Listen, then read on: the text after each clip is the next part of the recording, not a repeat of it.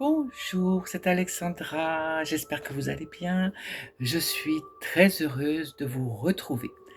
Alors, une vidéo délicate. Tout d'abord, nous allons parler de ce drame en Belgique. Un papa, un père de famille, s'aperçoit que son petit beau-fils de 7 ans a subi des sévices et des maltraitances pédocriminelles de la part du voisin.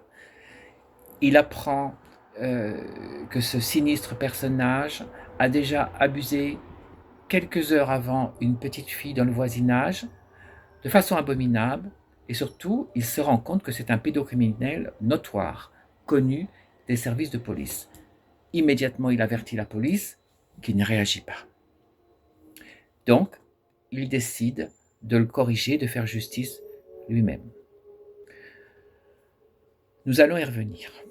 Tout d'abord, il faut rappeler que le voisin est connu des services de police pour des faits de pédocriminalité et de maltraitance à l'enfance. Il a purgé une peine de prison. Certes, il a été relaxé.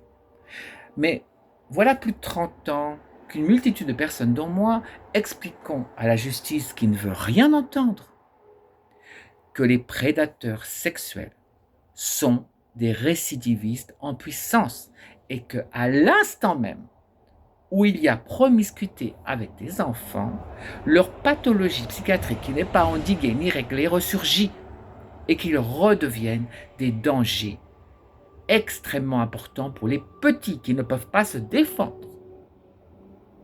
Seule une mesure d'éloignement radical, une mise à l'écart radicale et, je dirais, l'application d'un suivi médical rigoureux et usuel qui s'appelle la castration chimique peut éventuellement éviter des récidives.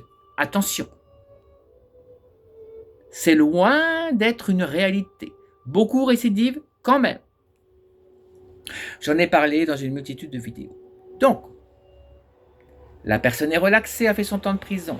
Le rôle de la police est de mettre ces personnes hors d'état de nuire et de continuer à surveiller. Et surtout, d'avertir les voisins immédiats qui ont des enfants et l'entourage qu'il y a potentiellement, concrètement, une personne qui est dangereuse.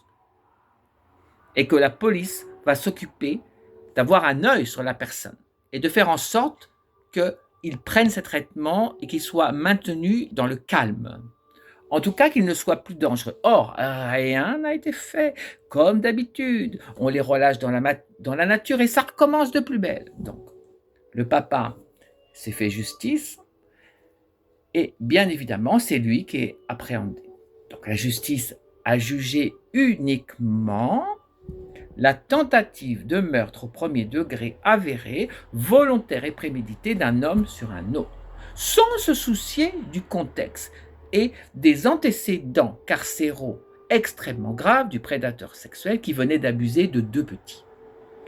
Je suis absolument scandalisé, je trouve ça intolérable. J'ai toujours demandé le rétablissement de la peine capitale. Voilà une preuve flagrante. C'est pas le papa qui doit être en prison, c'est les prédateurs sexuels qui doivent être éradiqués de la surface de la terre. Et le papa n'aurait jamais dû y aller tout seul. Ces propos n'appartiennent qu'à moi.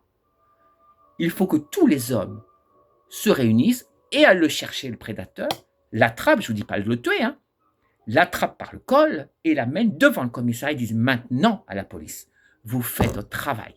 Il a abusé la petite, il a martyrisé le petit, maintenant ça suffit, vous faites votre boulot. Qu'est-ce que vous voulez que je vous dise? Eh ben non.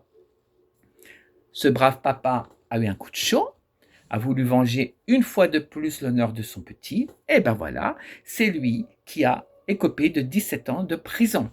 Alors, non seulement le petit est traumatique et parce qu'il a été martyrisé, l'autre est à moitié mort, mais il n'est pas mort, donc il va se réveiller, ça va recommencer, et on prive le petit martyrisé de son papa, ou de son beau papa, peu importe, qu'il l'aime et qu'il élève avec sa maman.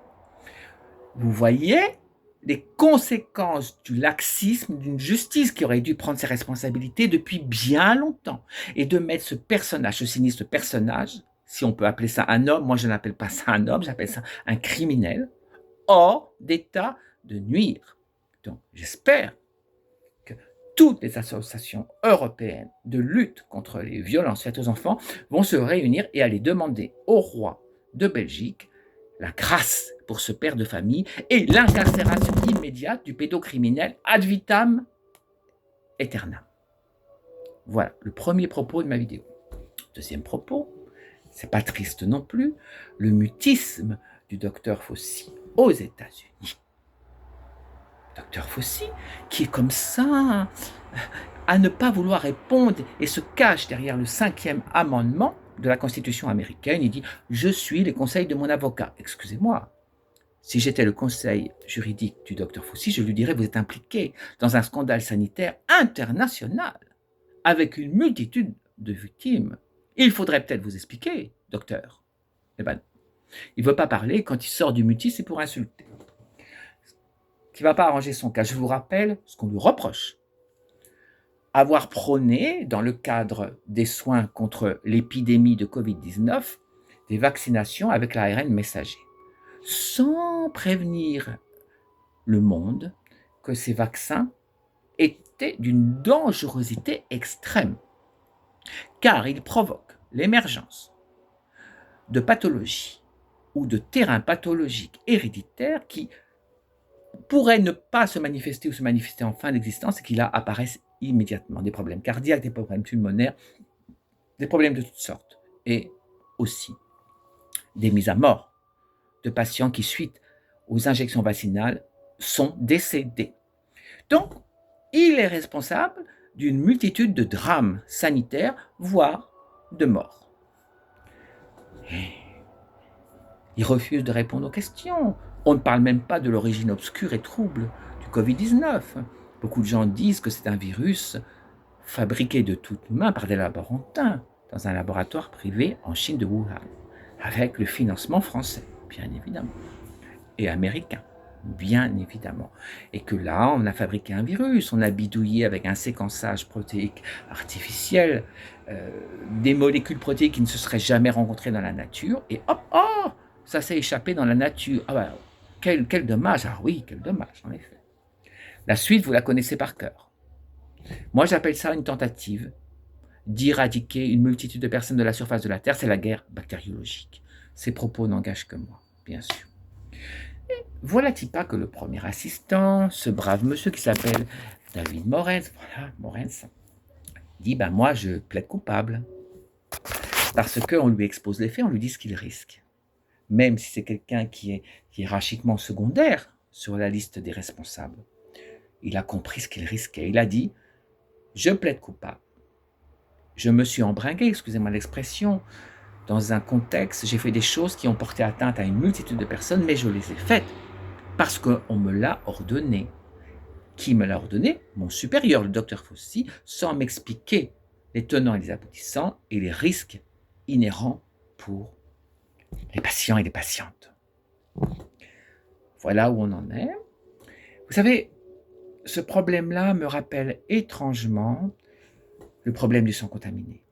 L'origine du HIV, trouble, balancé en Afrique noire comme par hasard, peut-être pour éradiquer une race en particulier, récupérer les terres, territoires riches de matières premières, enfin bon, on peut tout imaginer.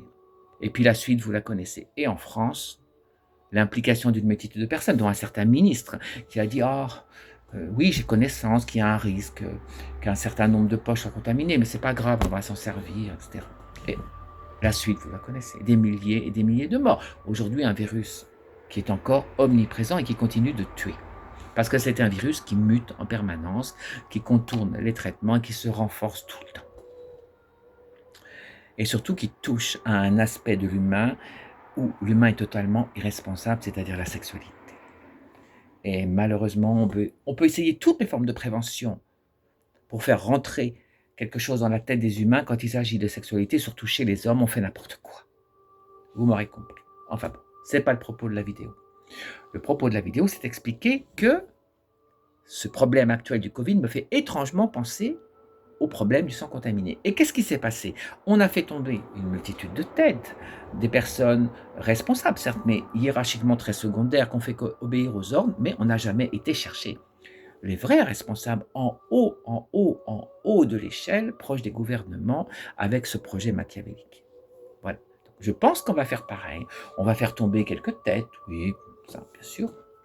Mais quand je vois certaines personnes, à juste titre, demander qu'on initie une commission parlementaire contre ces dérives-là, et il n'y aura pas plus de commissions parlementaires pour ce problème que pour l'affaire Epstein. Parce que sinon, ça veut dire qu'on met à mal tout le monde, du plus haut échelon de l'État jusqu'au Premier ministre, jusqu'au ministre de ceci, de cela, aux docteurs, à toutes sortes de gens, qui sont tous impliqués. Tant que ce gouvernement sera en place, je suppose que rien ne va se passer malheureusement, car il est absolument nécessaire et indispensable de faire une purge massive et de mettre hors d'état de nuire tous ces fous furieux. Voilà ce que je voulais vous dire. En tout cas, aujourd'hui, ce qui est sûr, c'est qu'il faut arrêter de vacciner qui que ce soit, car on sait pertinemment où mènent les vaccins ARN messagers, c'est-à-dire droit dans le mur. Je suis un petit peu virulent peut-être aujourd'hui, mais bon, je suis un petit peu quand même inquiète d'une multitude de dérives et de voir l'irresponsabilité de l'humain qui finalement n'est juste capable que de détruire tout ce qu'il y a de beau dans notre monde par tous les moyens, pour s'accaparer, toujours en vouloir plus, plus, plus au détriment des populations, des sociétés, des civilisations, détruire et encore détruire. Voilà. Très bonne soirée à vous, Alexandre.